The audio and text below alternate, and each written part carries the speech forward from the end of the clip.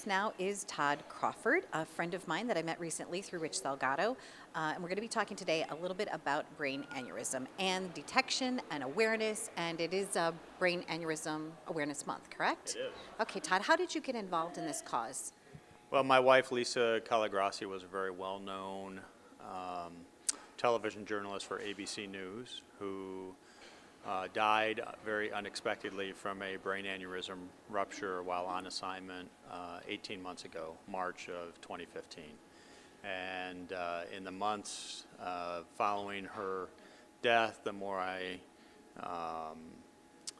studied and talked to people about brain aneurysms, I found out that virtually nobody knows what a brain aneurysm is, let alone what some of the classic warning signs are, which Lisa was experiencing and we did not know and we completely dismissed. So we decided to launch the Lisa Colagrossi Foundation to raise awareness and educate people about brain aneurysms and the warning signs and symptoms.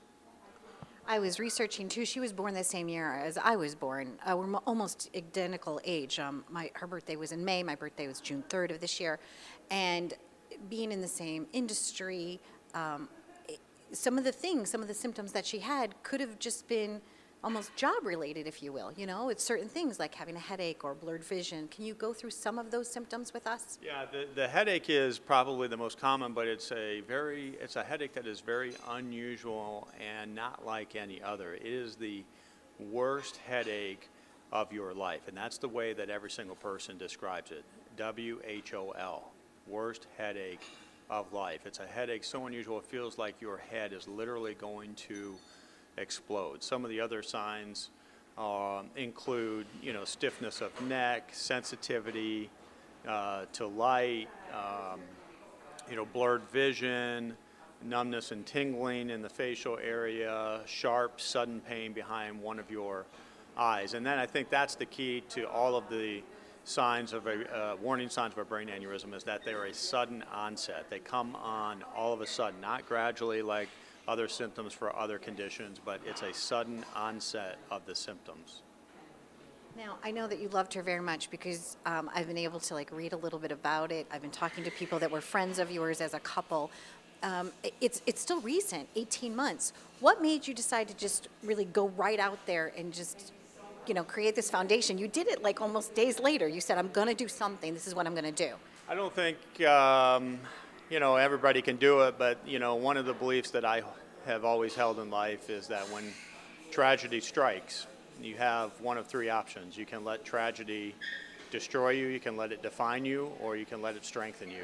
And I chose to let it strengthen us, and we have two boys, young boys, and I wanted to show them how to face adversity and the loss of their mother, about how you can turn grief into survival and persevere and turn that grief into something positive for others around the world, because brain aneurysm does not need to be a death sentence. And if somebody was out there doing the job that the Lisa Colagrossi Foundation is doing today, Lisa could very well be with us and would be working right alongside of us, advocating for increased awareness to save the lives of others around the world. I'm sorry for your loss. As I mentioned to you on the phone the other night, I'm also a widow, and people don't understand really what you're going through, and I know that you're doing this out of your love for your wife. That's what motivates you to do it, right? Yeah. Yeah, it's the unconditional love that I will always have for her, and in many ways, I think my love for her has grown deeper since she's passed. And as you know, it's a new normal. That's what it is. Everybody's situation is different. One of the things we wanted to do is to make sure that she was just not another statistic, and to really take our message to across the country. We have platforms and resources available to us that provide us with a national reach that nobody else does. And I think that it's safe to say that the Lisa Colagrossi Foundation over the next few years will become a household name, synonymous with brain aneurysms, much like Susan G. Komen has become for breast cancer. That's the goal. to save lives. A beautiful mission. I think it's wonderful, and I thank you for letting us participate even in this small way with you. What's happening? What's coming up next for you? I know that you're doing a lot of different events. Yeah, our first major fundraiser is going to be held on September 29th at the Lighthouse at Chelsea Piers on the West Side Highway.